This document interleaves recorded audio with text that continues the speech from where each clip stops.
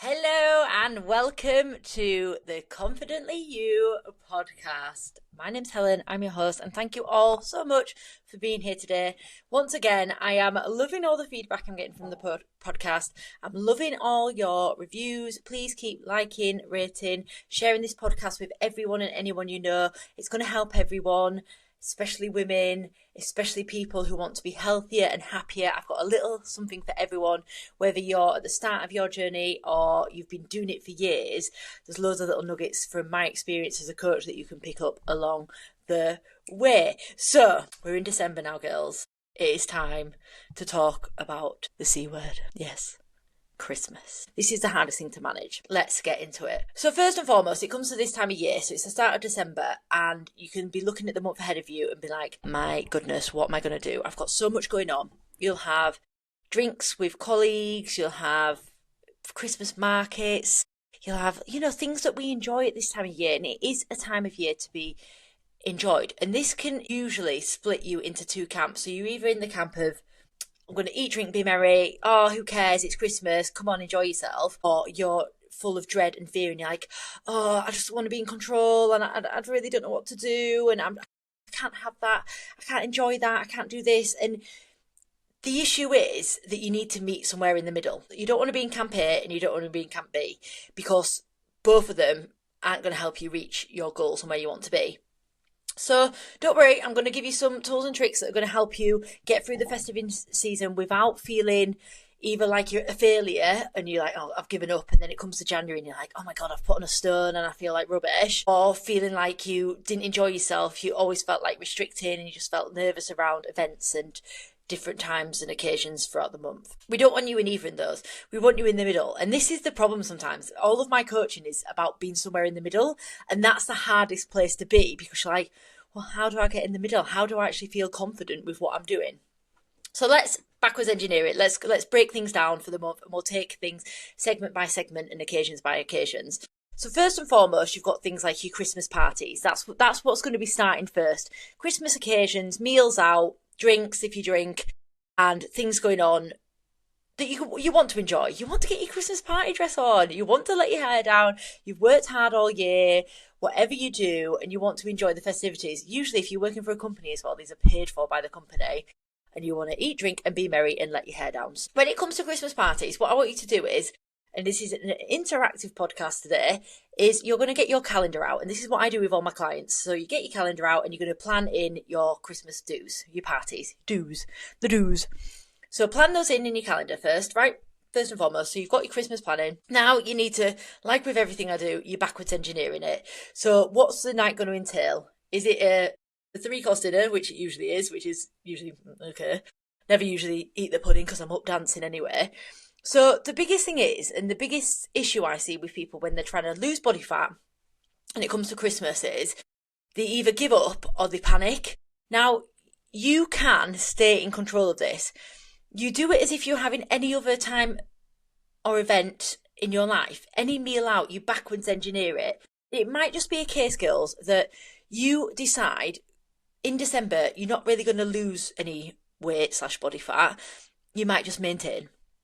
And that's a better place to be than going into January, like you've relinquished all control and you've put on loads of body fat and you feel like you've gone backwards. This is about you setting out your goals and parameters that you want to achieve. No one can tell you what you want to do. You need to decide this yourself.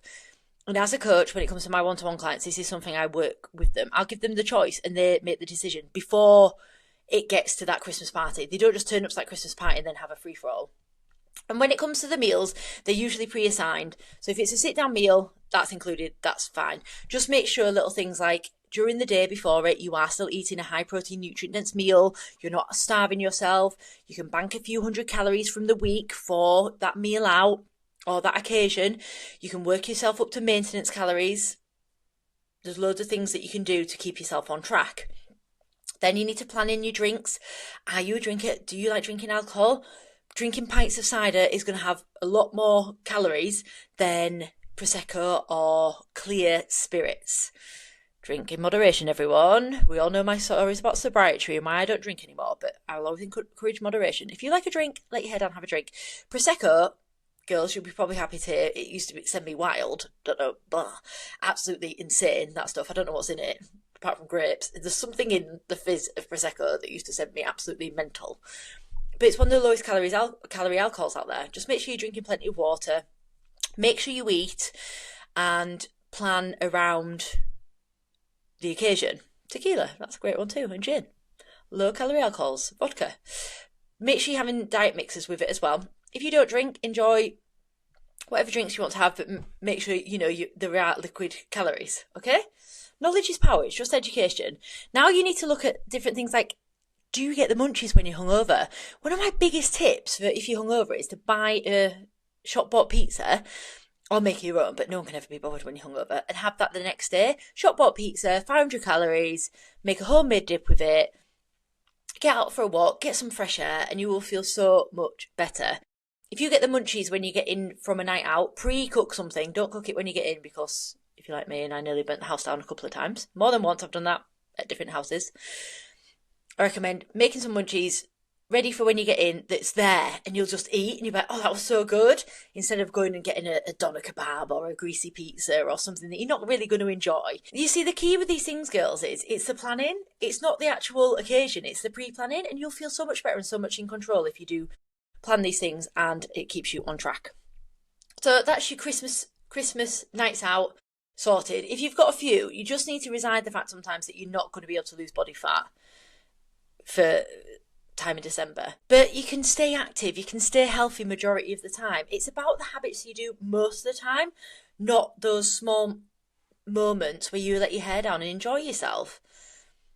You can still get out for walks, you can still go to the gym, you can still do your workouts, you can still do everything. If you're a runner, you can still do everything that you do alongside of the party season. And what falls by the wayside sometimes is the fact that it comes to party season, and if you just throw the towel in, you will just go on this slippery slope from start of December, or whenever it starts for you, down to the new year, where you'll just slowly feel worse and worse and worse. So Christmas parties, this seems like it takes all the joy out of it, but I promise you'll have so much more control and feel so much better if you do this activity.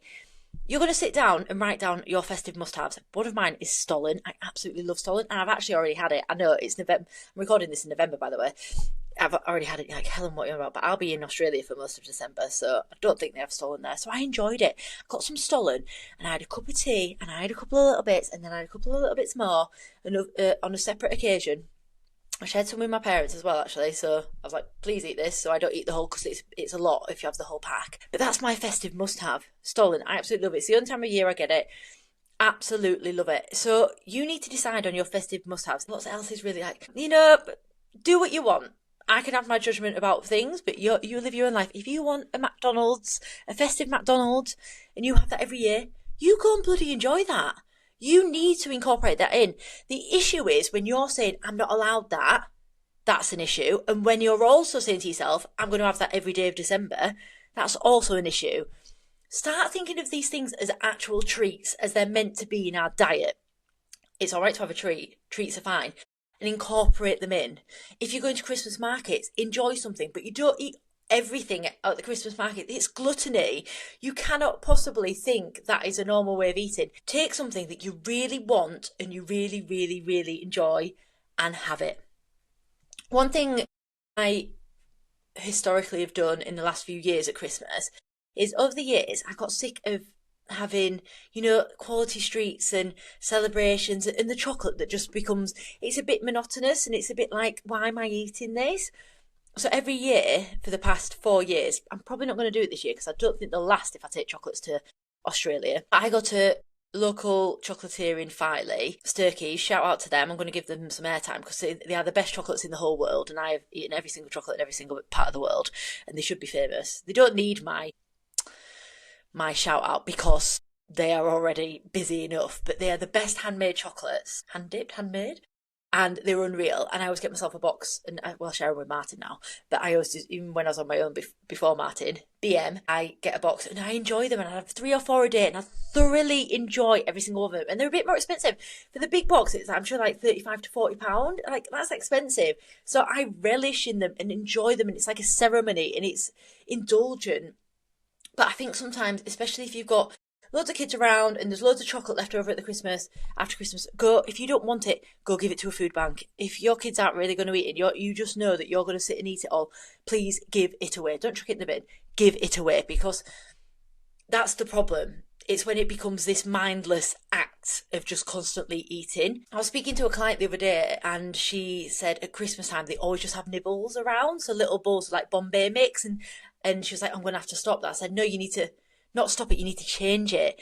I was like, the act of eating and enjoying something and having a bit of a tradition around it, don't remove that, but just change it. So instead of having Bombay mix every day, maybe once a week have Bombay mix. Personally, I can't stand Bombay mix, but instead of having it every day, have like some popcorn, or have some popcorn out, or some fruits or something, just like, so it's still the act and the ceremony that you're still going to enjoy. I do honestly believe a lot of problem with overconsumption in our Western society now is the fact that everything is so readily available. I remember when we were kids and Christmas was always Pringles, because it's the only time of year we ever had them. Branston pickle, 10 out of 10. My mum's homemade Christmas cake with that thick royal icing on that was like snow and marzipan, and it was so indulgent. But they're things that remind me of Christmas, and they're things now you can have. I have Branston pickle all the time, but because it was only a Christmas thing, I don't actually like Pringles anymore. But I won't even fancy them. But because they were a Christmas thing, dips we used to get the 4 tray of dips from Tesco. It was a Christmas thing and you remember it, and it was like something that we always had at that time, and it was special. And I think we need to start looking at things, instead of you have a pastry every day, you only have it once a week or once a month as a special occasion. And I promise you, this isn't restriction, it's just moderation, and it makes it more enjoyable. The fact that I only have those Turkish chocolates, even though people do buy me now as gifts because they know I love them, but once a year, it's indulgent and I enjoy it more that way. So there we go, we've got Christmas parties, we've then got little trinkets, celebrations, Christmas markets, bits and bobs coming up. The key with everything is plan. And like I said before, it's not about restriction, it's about moderation and including things in, making sure that you have your goal for what you want to achieve in the month and setting out your parameters. So if you normally meet your friends for an occasion or something like that, you're going out for, Christmas cocktails, or you have the power to say, why don't we do things a bit differently this year and go to this place instead where they offer this food, or it's up to you how you spend your festive season. Then comes the mindset side of things. So a lot of these events will bring on a lot of joy, but then if you're person B, remember before, that just like feels worried about stuff, it can bring up a lot of like guilt, shame, oh, I'm not doing well enough. So this is where you need to, if you pre-plan, set out, write things down, girls. The difference between writing down a plan and then saying, I'm just going to try my best. All you can do is try your best. And then the whole mantra that I use of progress over perfection, and it start again the next meal, not next Monday. So Thursday night, you've been in the office, Sharon says let's go out for drinks, you end up going and have 20 Prosecco's and eating a kebab on the way home, and you had a bloody great time on karaoke. Why is this my life? That was my life. Then on Friday morning, you're like, oh, guilt, shame, regret. No, it happened. There's nothing you can do about it. It's in the past. You move on. The next meal. So that morning, you're not off to Greg's and getting a bacon sandwich. You're getting your oats that you've already made. Or if they're not made, you're going to Pret and getting the oats. Forward thinking. Stop pushing forward and thinking, oh, well, I've messed it up last night. I might as well I've got the party on Saturday night now. I might as well give up till Monday. Then Monday comes and it's like, I might as well give up till next year, because you'll just feel worse. The people that have the best success are the people that take on board that progress is made year round, not just at certain times of year. Progress isn't just made in January or July, or is it July? No, September. I'm thinking of when usually the common times people are like, right, I'm going again. It's about what you do year round. And you might look at me and go, oh, it's easy for you. But I still enjoy certain things around festive periods, and I still let my hair down but also I have my non-negotiables, like walking every day and going to the gym, not every day, but like movement. And I'll be in Australia for most of December, but I'll still be running. I probably won't go to the gym, but I'll still be running, being active and running around with the kids and stuff. So Not my kids, my niece and nephew, just FYI. Didn't just suddenly grow some kids there. But that's the planning, and the key is staying in control, forward thinking, and planning ahead. So that's festive season and how not to F up the festive season. Hope you enjoyed this podcast. I know it's a bit of a short and sweet one, but I wanted to do a little festive series that I'm going to do throughout December.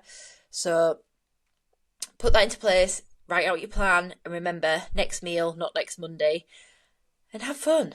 You've got to have fun too, girls. Okay, that's the end. Thank you all for listening. Goodbye.